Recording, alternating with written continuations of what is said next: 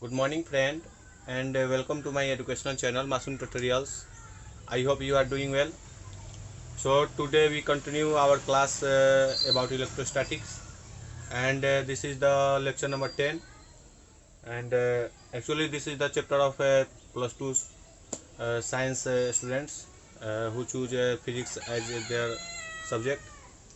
So आज जो है हम लोग dipole in uniform electric field समझते हैं, है ना। मीन्स क्या, अगर किसी डाइपोल को किसी यूनिफॉर्म इलेक्ट्रिक फील्ड में रख दिया जाए, उसको सिचुएट कर दिया जाए तो उस पर क्या इफेक्ट होगा, है ना, उसके बारे में आज हम लोग देखेंगे।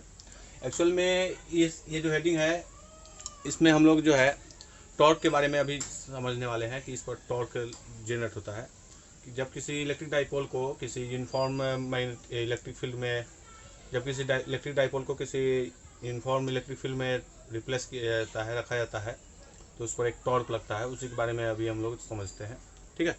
तो स्टार्ट करते हैं। तो देखिए, यहाँ पर मैंने ऑलरेडी जो है ये फिगर बना दिया है। ये क्या है, यूनिफॉर्म इलेक्ट्रिक फील्ड है, ये पैरेलल लाइन है ना।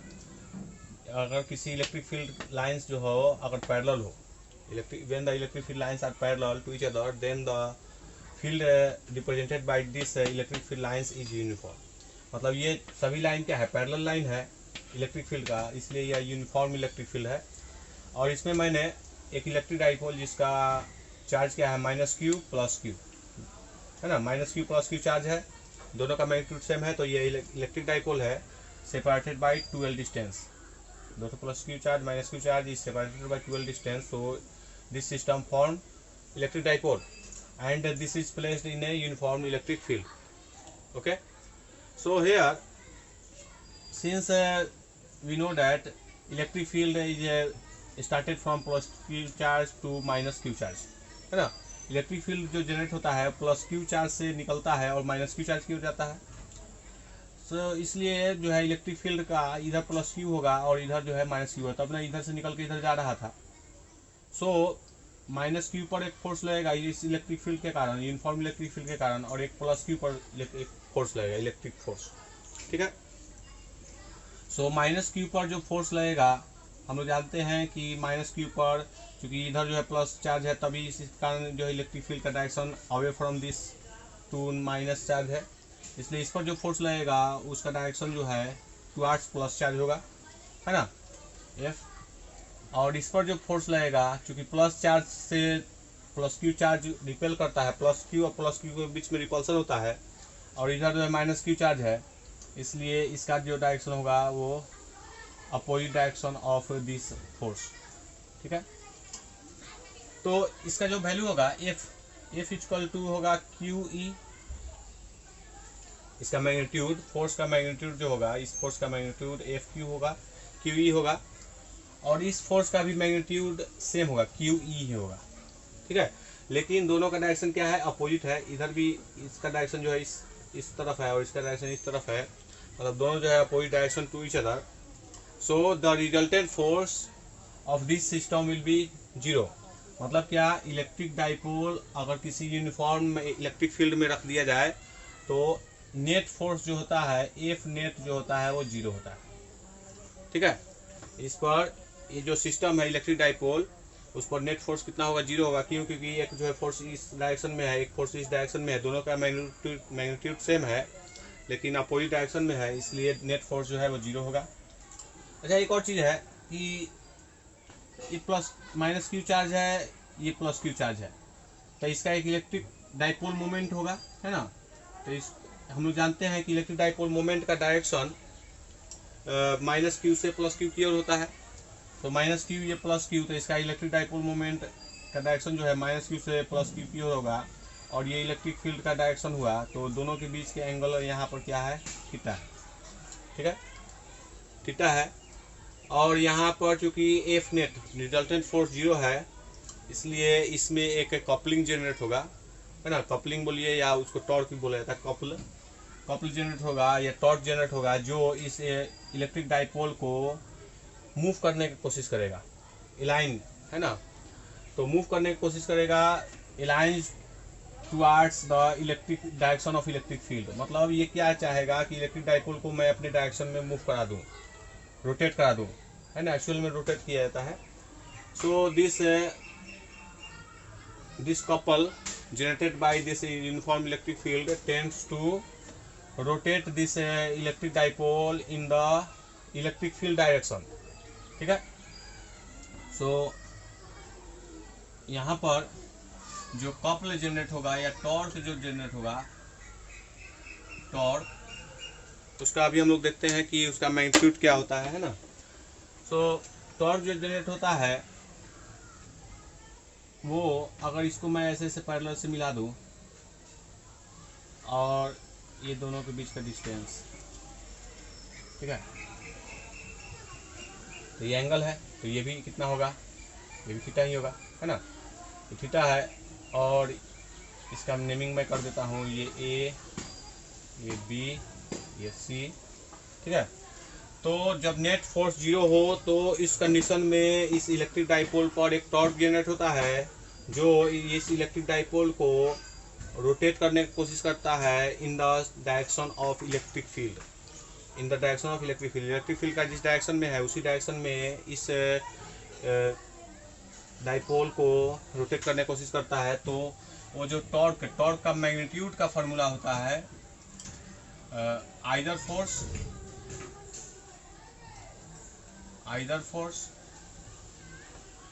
acting on each charge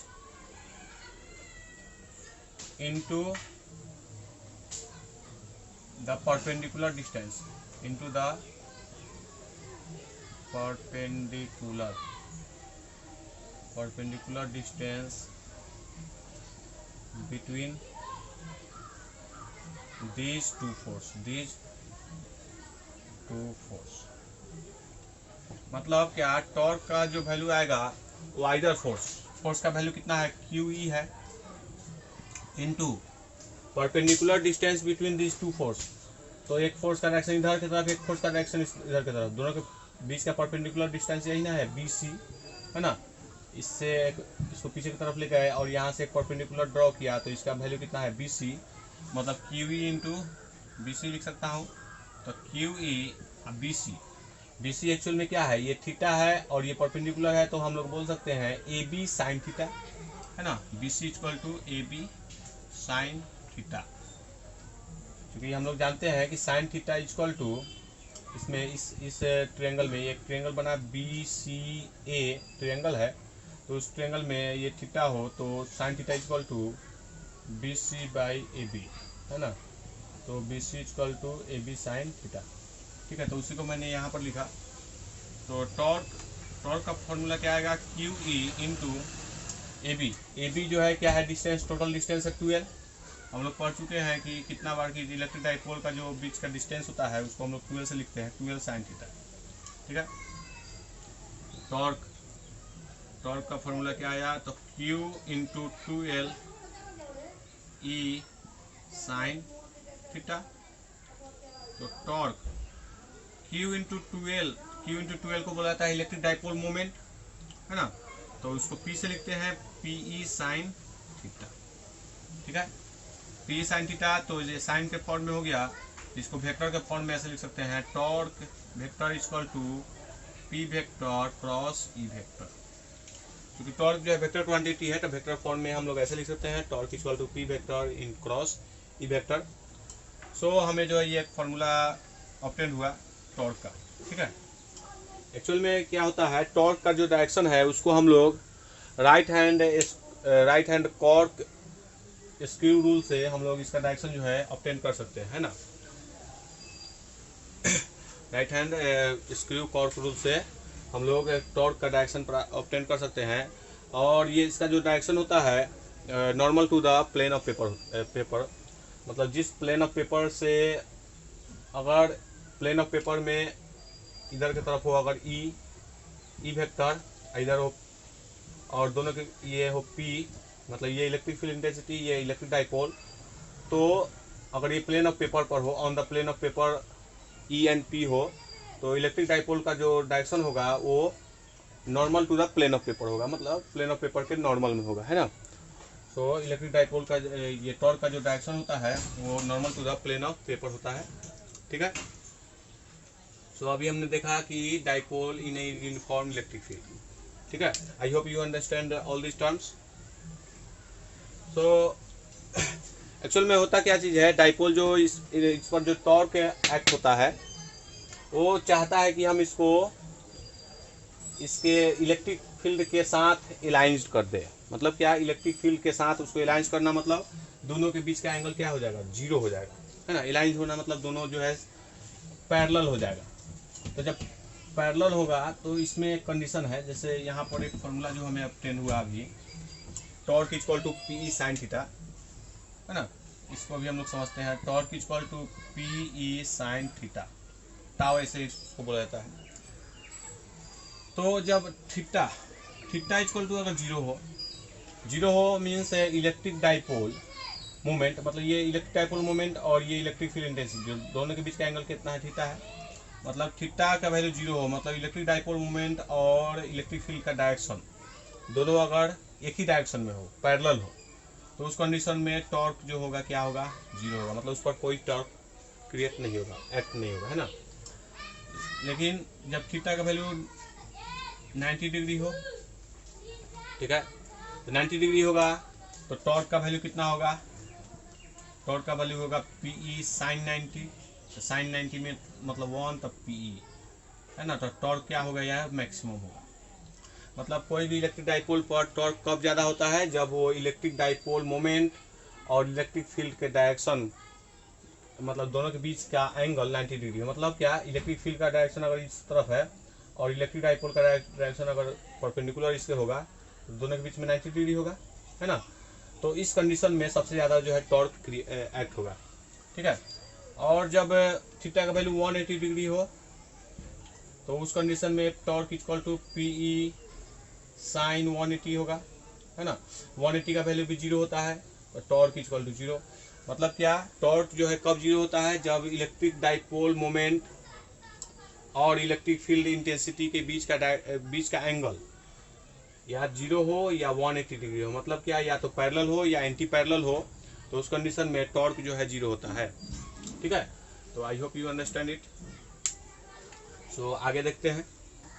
सो अभी हमने देखा कि if an electric dipole is placed in uniform electric field, then there is no force, then there is no resultant force acting on the system, but there is a torque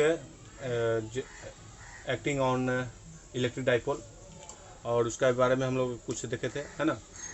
अभी हम लोग देखते हैं कि अगर किसी इलेक्ट्रिक डाइपोल को non uniform electric field में रखा जाए, dipole in a non uniform electric field, ठीक है।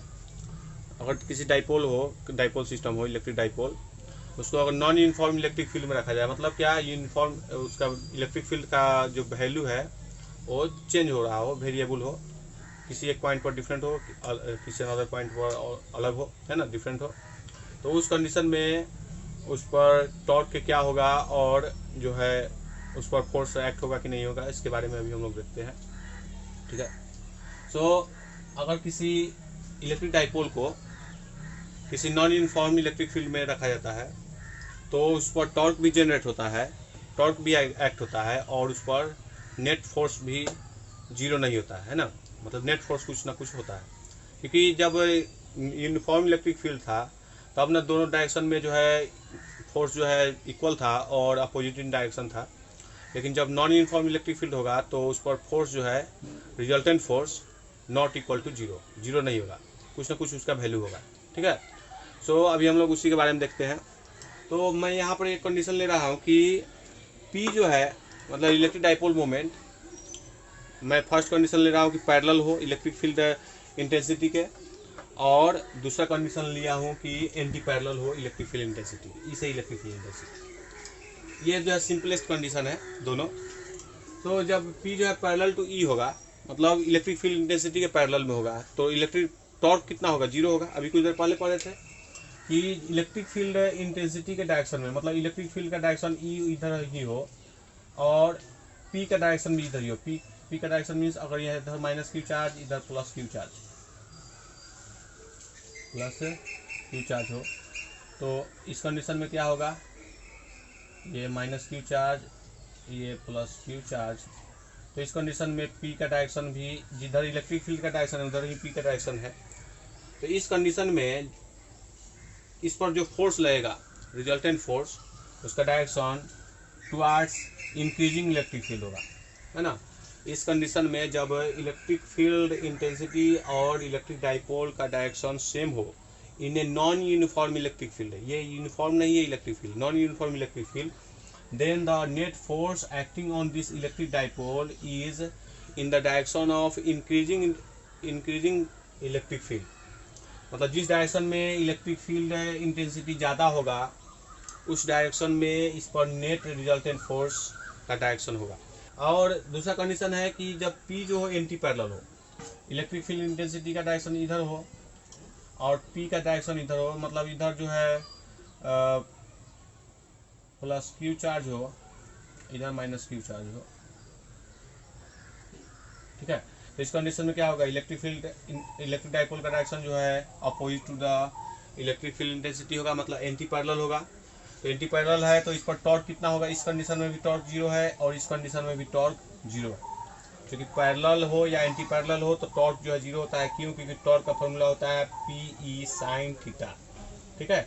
तो थीटा का वैल्यू यहाँ पर क्या है, पैरेलल होने पर थीटा का वैल्यू जीरो होगा और एंटी पैरेलल होने पर थीटा का वैल्यू 180 डिग्री होगा। तो दोनों कंडीशन में टॉर्क का वैल्यू जीरो है, लेकिन इस कंडीशन में भी फोर्स कुछ होगा, force net force not equal to zero, क्योंकि ये नॉन यूनिफॉर्म है, ये जो है यहाँ पर क्या है, नॉन यूनिफॉर्म। तो net force not equal to zero और ये भी नॉन यूनिफॉर्म है, तो यहाँ पर भी नेट फोर्स जो होगा not equal to zero, net force not equal to zero. तो इस कंडीशन में जो फोर्स का डायरेक्शन होगा, इस फोर्स का डायरेक्शन वो टुवार्ड्स डिक्रीजिंग इलेक्ट्रिक फील्ड होगा, है ना। इस कंडीशन में इलेक्ट्रिक फोर्स का डायरेक्शन जो होगा वो towards the decreasing electric field होगा। सो और एक चीज़ मैं भूल गया था बोलने का, टॉर्क का जो यूनिट होता है, टॉर्क का फॉर्मूला क्या है, PE sin थीटा, है ना।